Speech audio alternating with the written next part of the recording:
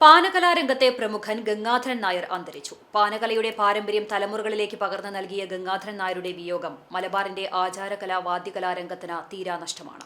സംസ്കാരം വെള്ളിയാഴ്ച ഉച്ചയ്ക്ക് 2-ന് നടത്തും.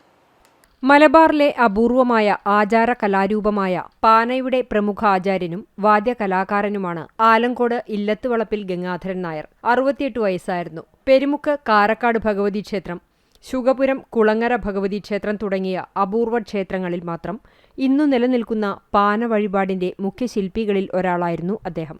പാനകലയിൽ പ്രാവീണ്യം നേടുന്നതിനാവശ്യമായ ഷഡ്പദങ്ങൾ പൂർണ്ണമായി അഭ്യസിച്ച ഗംഗാധരൻ നായർ വർഷങ്ങളോളം വിവിധ ക്ഷേത്രങ്ങളിൽ പാന അനുഷ്ഠാനങ്ങൾക്ക് നേതൃത്വം നൽകി. പ്രശസ്ത പാനയാശാനായിരുന്ന പിതാവിന്റെ പാരമ്പര്യം പിന്തുടർന്ന അദ്ദേഹം തായമ്പകയിലും ചെണ്ടമേളത്തിലും കഴിവു തെളിയിച്ചിരുന്നു. ഡബിൾ തായമ്പകയിലെ മികവിലൂടെ വാദ്യകലാരംഗത്ത് ശ്രദ്ധേയനായിരുന്നു. ഏതാനും വർഷങ്ങൾക്ക് മുമ്പ് വരെ വിവിധ ക്ഷേത്രങ്ങളിൽ ചെണ്ടമേള സംഘങ്ങളോടൊപ്പം സജീവമായി പ്രവർത്തിച്ചിരുന്നു. ഗംഗാധരൻ നായരുടെ ജ്യേഷ്ഠ സഹോദരനും പ്രശസ്ത പാനയാശാനും തായമ്പക കലാകാരനുമായിരുന്ന പരേതനായ കുട്ടൻ നായരുടെ കുടുംബവും ഗംഗാധരൻ നായരുടെ മക്കളും ഇന്ന് വാദ്യകലാരംഗത്ത് സജീവമാണ്.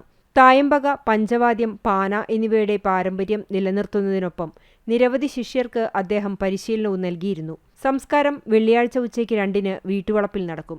സാവിത്രി ഭാര്യയും സന്തോഷ് ആലങ്കോട്, അജിത് ആലങ്കോട്, ആതിര എന്നിവർ മക്കളുമാണ്.